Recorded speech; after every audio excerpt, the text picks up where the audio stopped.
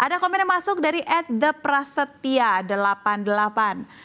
Makanya jangan cuma bagi kursi ke kawan aja Pak, pilih yang profesional. Nah ini di sini mungkin saya tahu nih, mungkin ini maksud bagi kursi itu adalah ke orang-orang yang di dalam BGN, Badan Gizi Nasional. Kan itu banyak yang bilang, kok isinya bukan ahli gizi, kok isinya bukan dokter, bukan ini, bukan itu, kok isinya malah tentara gitu. Nah menyikapi ini gimana gitu, karena isinya ternyata bukan orang profesional. Dari Kang Suhendra dulu deh.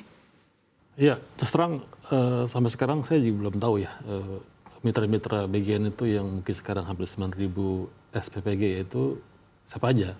Karena emang kalau kita lihat di situs pendaftaran itu kan tertulis ada yayasan dan non-yayasan. Nah non-yayasan ini termasuk ada PT, ada CV, ada koperasi, ada swasta yang lainnya gitu. Nah memang itu tidak disebutkan siapa aja gitu sih. Dan memang syarat-syaratnya kalau saya lihat sih di situ memang tidak ada yang spesifik soal masalah kesehatan sih. Jadi lebih ke gimana persyaratan bisnisnya, tempatnya gimana gitu lah. Saya pikir ini pun perlu jadi evaluasi berikutnya. Jadi sekarang kurang lebih ada sekitar 19.000 calon SPPG untuk jadi calon mitra. Nah ini saya pikir momen ini pas untuk dievaluasi total. Jangan sampai nanti yang baru-baru ini justru mengulang lagi kesalahan yang sebelumnya. Kan dari data kepala BGN bilang bahwa kasus-kasus ini, keracunan ini muncul dari SPPG yang memang masih baru, yang memang jam terbangnya masih kurang. Nah saya pikir sebelum ada SPPG baru yang beroperasi, itu harus benar-benar dievaluasi banget dan dipastikan bahwa memang produk yang mereka hasilkan, makanan yang itu benar-benar higienis. Higienis gitu ya, dan sertifikasi SLHS itu ya itu oke lah perlu lah, tapi saya pikir yang penting lah implementasinya. Jangan jangan cuma dapat sertifikasi tahu. Apalagi sertifikasi kan sekarang segala macam bisa dibayar. Betul, itulah kunci di situ. Dan yang paling penting adalah bagaimana para mitra-mitra ini, baik itu pengusaha maupun tadi disebutkan sama Safinas tadi, punya hati nurani bahwa mereka tuh nyiapin makanan tuh buat anak mereka. Bayangin gitu loh, jangan dianggap ini sebuah hanya bisnis aja semata gitu loh. Bayangin itu bisnis yang besar loh, satu porsi bisa untung 2.000 dikali ada yang mengelola 3.000. Iya, dalam satu hari, belum dikali 5, belum dikali sebulan, belum dikali 1 tahun ya kan. Nah itu harus ditekankan sama mereka bahwa ini bukan untuk buat hanya bisnis semata, tapi bagaimana bayangkan ini makanan buat anak mereka gitu. Jadi harus hati-hati banget gitu. Iya, harus pakai hati ngerjainnya ya. Lalu ada komen lagi masuk dari _@antoniojosh. Politisasi apa sih? Kita cuma mau evaluasi aja, jangan mikirnya tiap protes itu bayaran Pak. Ini organik dari akal sehat aja. Nah jadi kita dengarkan waktu ada pertanyaan yang diajukan, Pak bagaimana nih tentang MBG, ya ada keracunan, oh tolong jangan dipolitisasi gitu. Ya memang sebenarnya nggak ada dipolitisasi, ini memang kita ingin menanyakan evaluasi. Ada lagi komen yang masuk adalah dari Abu Rahman Manhem. Stop MBG, alihkan ke pendidikan gratis sampai sarjana. Nah ini bisa jadi opsi nggak? Saya sih sepakat-sepakat aja kalau bisa jadikan pendidikan gratis sampai sarjana loh, karena kuliah nggak murah. Kalau saya lihatnya presiden, ini kan janji presiden ya, sejak beliau jadi capres 2014, bahkan 2009 kalau nggak salah itu udah ada yang namanya revolusi putih, saya ingat banget. Karena itu ada susu dan telur. Dan sekarang ketika beliau jadi presiden sempat diuji coba kan di Sukabumi. Mungkin Safinas dan teman-teman pasti pernah lihat liputannya juga lah di beberapa media internasional juga meliput ya. Walaupun memang waktu itu ya harganya memang masih 15.000 setahu saya. Jadi memang menu yang disajikan juga sangat variatif dan enak-enak ya. Dan siswa juga semangat ke sekolah, guru juga senang karena perkembangan muridnya baik. Tapi memang ketika dilaksanakan kan presiden punya target yang ambisius kan, langsung 80 juta untuk per akhir tahun. Dan tadi beliau melaporkan di acara Munas PKS itu sudah 30 juta gitu. Dan beliau bilang bahwa ya 30 juta ini pun sudah sangat cepat gitu dibandingkan Brazil yang mencapai 40 juta itu dalam waktu 11 tahun gitu. Jadi memang saya paham sih dalam konteks ini MBG itu ya memang prioritas utama beliau gitu. Dan salah juga sih mungkin beliau kalau nggak menjalankan ini gitu kan. Tapi memang saya teringat program yang dulu ya, ketika kita juga pertama kalinya ada LPG 3 kilo ya Pak ya. Dulu dari minyak tanah diganti ke LPG 3 kilo, terus ada ya tabung meledak, terus ya macam-macam lah waktu itu ya. Kemudian juga ada BLT, kalau kita ingat Pak SBY juga orang antre, chaos segala macam. Jadi pastilah kalau program yang masif ini Pasti ada yang begini-begini itu ada lah 1% pasti. ya kan kegagalan kalau kita menghitung persentase kan Pasti nggak ada. nyampe 100% Tapi gitu. kalau terkait pendidikan gratis saya rasa Presiden mencoba udah beberapa program ya. Sekolah rakyat juga saya lihat, terus yang untuk sarjana memang ini yang memang harus dibicarakan lebih lanjut sih, karena LPDP aja kan sekarang dibatasi ya, ada keterbatasan dana dan seterusnya sih.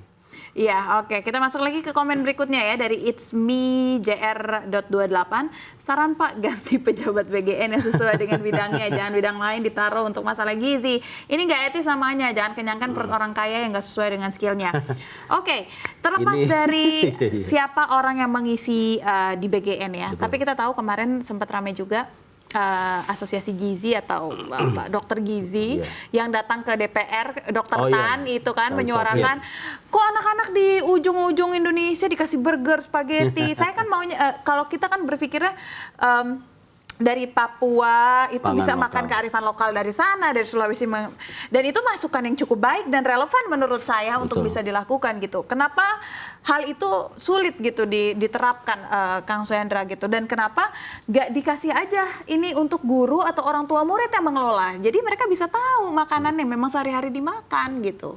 Iya, memang kalau kita lihat juknisnya itu kan BGN kan menggarisbawahi soal harus ada karbohidratnya, ada proteinnya, ada buah-buahannya, segala macam. Nah, memang untuk susu tidak diwajibkan karena kita tahu pasokan susu kita itu nggak setiap daerah itu sama ya.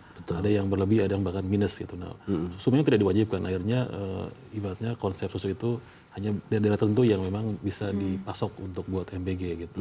Cuma saya pikir inilah memang kesempatan buat Pak Prabowo untuk benar-benar memaksimalkan perbaikan ini. Karena memang saya lihat nih, ini memang Pak Prabowo melihat sebagai tanggung jawabnya dia langsung. Karena kalau kita dari simak omongan beliau itu belakangan ini, target yang tadinya berapa, 82 juta itu mungkin akan sedikit direm ya. Karena lebih mengutamakan ini dulu, kualitas dulu. Karena kalau seandainya dikebut sampai 80 juta sasaran, sampai akhir tahun, saya pikir itu akan sulit dan mungkin kasus-kasus ini akan tetap terulang lagi. Nah, makanya mungkin Pak Prabowo mulai agak mengurangi permintaan beliau untuk nggak mesti harus 80 juta itu tercapai di akhir tahun ini gitu loh. Karena itu akan mengurangi. Akan mengurangi, pasti. Cuman maksudnya gini, yang tadi saya sampaikan, kenapa tidak sistemnya ini bottom up? Ini kan sekarang dikasih ke vendor, akhirnya jadi bisnis. Tapi kalau misalkan kita berikan ke orang tua, sekolah untuk mengelola, akhirnya mereka bisa memakan makanan hasil dari wilayahnya sendiri. Artinya kita nggak usah impor nasi ke Papua. Misalkan memang nasi susah di Papua, kan karbo bentuknya banyak. Nggak harus nasi. Mungkin di daerah-daerah bisa ubi, bisa kentang, bisa papeda, gitu kan. Protein mungkin di wilayah yang sulit ayam, bisa ikan di wilayah pesisir. Nah, ini kan yang harusnya bisa dinegosiasikan. Apakah opsi ini sulit untuk dilakukan atau memang ya udah akhirnya mengedepankan vendor dan bisnis aja gitu? Kalau saya lihat kan semangat dari teman-teman yang menjadi vendor itu ya, beberapa itu kan memang udahlah, kita udah tahu juga pasti terindikasi pendukungnya Pak Prabowo atau orang-orang yang dekat dengan beliau, atau karena kan ini bagian dari janji kampanye tadi kan.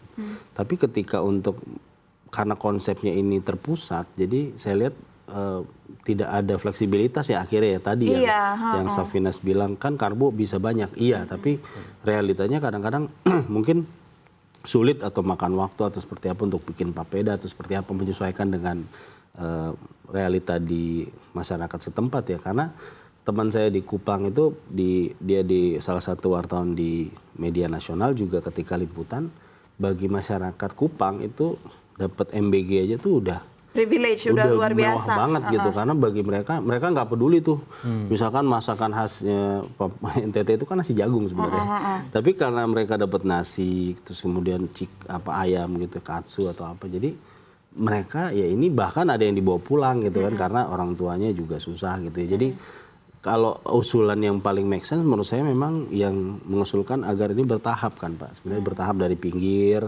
dari daerah-daerah yang seperti itu, bahkan Kupang loh Kak Saf, mungkin pernah. Itu kota sebenarnya, kotanya kan, NTT.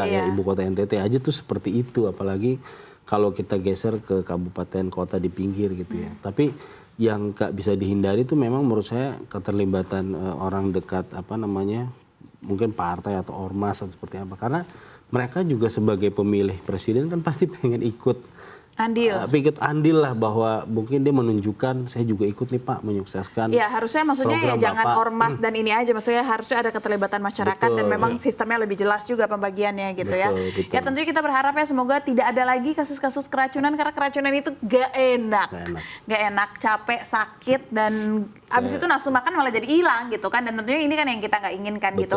Kita akan lihat seperti apa evaluasi yang akan diambil oleh pemerintah, dan tentunya kita menantikan langkah-langkah konkret setelah ini.